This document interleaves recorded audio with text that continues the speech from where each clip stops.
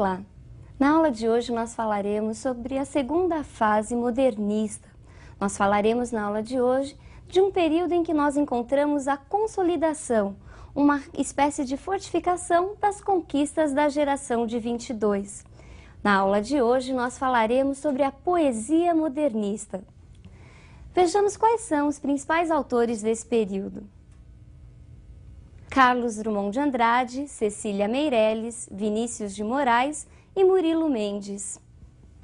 É importante deixarmos claro que os autores da geração anterior, da geração de 22, como Oswald, Mário e Manuel Bandeira, continuaram escrevendo, só que ao lado desses novos escritores. A temática acaba sendo mais variada, novos temas começam a aparecer. Drummond e Murilo Mendes, em alguns momentos, se dedicam mais às poesias de caráter social e também às questões universais do ser humano. Cecília Meirelles e Vinícius de Moraes se detêm numa poesia mais introspectiva, mais intimista. E Cecília Meirelles e Murilo Mendes, também em determinados momentos, voltam-se para questões religiosas e mais místicas. Vejamos agora a imagem do primeiro grande poeta dessa fase. Carlos Drummond de Andrade é considerado o grande representante da poesia contemporânea. Seus textos, embora partindo da realidade brasileira, refletem os problemas universais do ser humano. São textos que apresentam uma temática variada: o amor, a metalinguagem, a saudade, o cotidiano e uma forte preocupação política e social. Essa foto foi a última foto tirada do poeta durante o enterro de sua filha. Logo depois dessa data, o poeta vem a falecer. Drummond, influenciado pelo contexto histórico de seu tempo, lembre-se, Segunda Guerra Mundial, sistemas políticos autoritários, se dedicou ao tempo presente. Ele estava preocupado com a transformação social, mas a partir da compreensão do presente. Vejamos um texto em que o coletivo e o tempo presente são temas centrais. Mãos dadas. Não serei o poeta de um mundo caduco, também não cantarei o mundo futuro. Estou preso à vida e olho meus companheiros. Estão taciturnos, mas nutrem grandes esperanças. Entre eles, considero a enorme realidade. O presente é tão grande, não nos afastemos. Não nos afastemos muito, vamos de mãos dadas. Não serei o cantor de uma mulher, de uma história. Não direi os suspiros ao anoitecer, a paisagem vista da janela. Não distribuirei entorpecentes ou cartas de suicida. Não fugirei para as ilhas, nem serei raptado por serafins. O tempo é minha matéria, o tempo presente, os homens presentes, a vida presente. Vejamos agora o primeiro grande poema de Drummond, escrito em 1928 na revista Antropofagia. No meio do caminho. No meio do caminho tinha uma pedra. Tinha uma pedra no meio do caminho, tinha uma pedra, no meio do caminho tinha uma pedra. Nunca me esquecerei desse acontecimento na vida de minhas retinas tão fatigadas. Nunca me esquecerei que no meio do caminho tinha uma pedra. Tinha uma pedra no meio do caminho, no meio do caminho tinha uma pedra. O cotidiano, o corriqueiro, o banal viraram temas poéticos na mão do nosso grande poeta. Vejamos no próximo poema em que o autor nos apresenta o cotidiano de uma forma bem irônica e bem humorada, numa aproximação aos poemas piada de Oswald de Andrade da primeira geração. Cidadezinha qualquer, casas entre bananeiras, mulheres entre laranjeiras, pomar, amor, cantar. Um homem vai devagar, um cachorro vai devagar, um burro vai devagar, devagar, as janelas olham. Eita vida besta, meu Deus! Representando uma poesia de caráter mais intimista, nós encontramos a grande figura feminina dessa geração. Vejamos quem é a representante da segunda fase da poesia modernista. Cecília Meirelles trilhou um caminho muito particular, o que dificulta sua classificação numa estética literária determinada.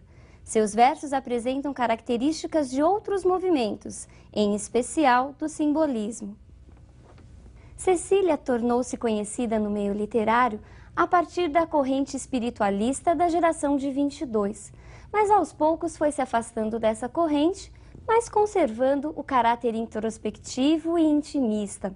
Seus versos, geralmente curtos e carregados de musicalidade, falam da transitoriedade da vida, da morte e da solidão. Vejamos o que a própria Cecília diz a respeito de sua vida. Nasci aqui mesmo no Rio de Janeiro, 3 meses depois da morte de meu pai, e perdi minha mãe antes dos 3 anos. Essas e outras mortes ocorridas na família acarretaram muitos contratempos materiais, mas, ao mesmo tempo, me deram, desde pequenina, uma tal intimidade com a morte que docemente aprendi essas relações entre o efêmero e o eterno. Em toda a minha vida, nunca me esforcei por ganhar, nem me espantei por perder. A noção ou sentimento da transitoriedade de tudo é o fundamento mesmo da minha personalidade.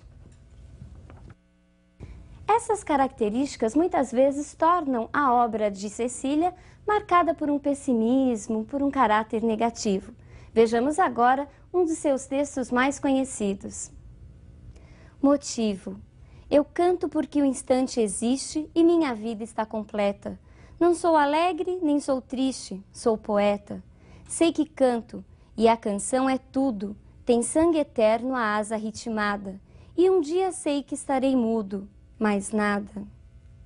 Vejamos agora a imagem de outro importante poeta. Vinícius de Moraes foi um importante nome não só na literatura, mas também na música popular brasileira.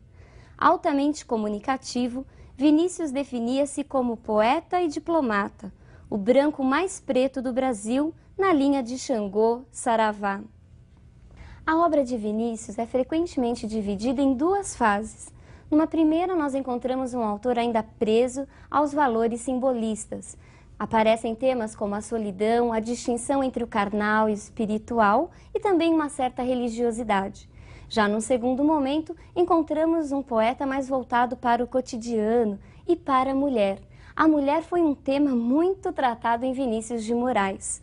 Tanto que uma vez, quando perguntado sobre as coisas mais importantes da sua vida, ele respondeu: primeiro mulher, segundo mulher e por último mulher. Danadinho ele, não? Tanto que a música Garota de Ipanema, dele e de Tom Jobim, ainda hoje é uma das músicas mais gravadas, uma das músicas brasileiras mais gravadas em todo o mundo. Vinícius de Moraes, ao contrário dos outros modernistas, recuperou o soneto, aquela forma fixa, clássica, desde muito tempo abandonada.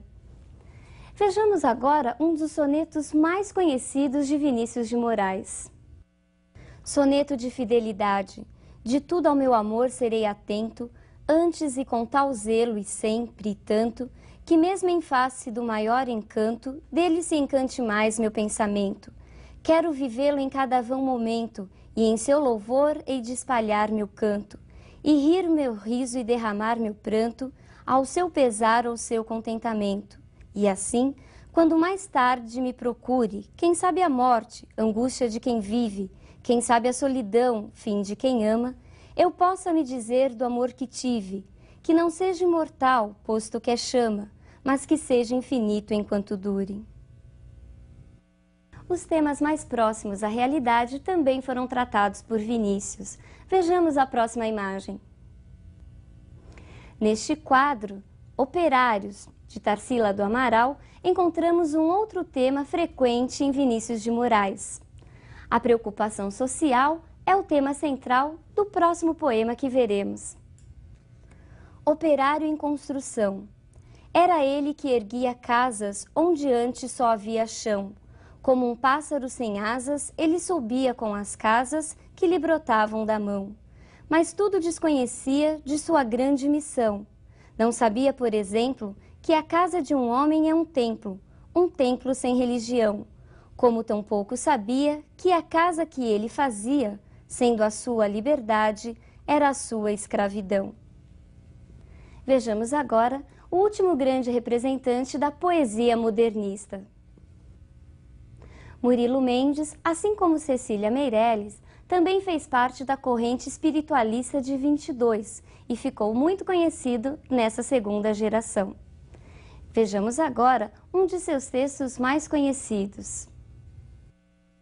Solidariedade. Sou ligado pela herança do espírito e do sangue ao Martin, ao assassino, ao anarquista. Sou ligado aos casais na terra e no ar, ao vendeiro da esquina, ao padre, ao mendigo, à mulher da vida, ao mecânico, ao poeta, ao soldado, ao santo e ao demônio, construídos à minha imagem e semelhança. Percebeu a religiosidade nesse trecho? Principalmente no último verso, nós encontramos uma referência direta à Bíblia, feitos à imagem e semelhança. Essa religiosidade é uma grande marca de Murilo Mendes, que em muitos momentos também nos apresenta alguns aspectos ligados ao misticismo. Só que a religiosidade em Murilo Mendes é uma religiosidade voltada para a interpretação das injustiças sociais, tanto que ele se compara a várias pessoas simples, a pessoas humildes do povo, inclusive a uma prostituta. Bom, na aula de hoje nós falamos sobre as principais características da segunda geração modernista, mas especialmente sobre a poesia. Nós falamos da solidão, da poesia introspectiva, da transitoriedade da vida, principalmente em Cecília Meirelles. Falamos das questões ligadas aos aspectos sociais e às injustiças sofridas por grande parte da população. Nós falamos de Drummond, de Cecília Meirelles, de Vinícius de Moraes, o nosso poetinha, e também da figura de Murilo Mendes, que até hoje tem sido pouco estudada. Por isso, não se esqueça, falar em segunda fase modernista é falar em poesia e em prosa. Mas a prosa será tema de uma próxima aula. Será tema da aula seguinte, em que nós estaremos estudando quais são as principais características dessa segunda geração entre os romancistas. Falaremos quem são as grandes figuras dessa segunda geração na prosa. Por hoje é só, um forte abraço e até lá!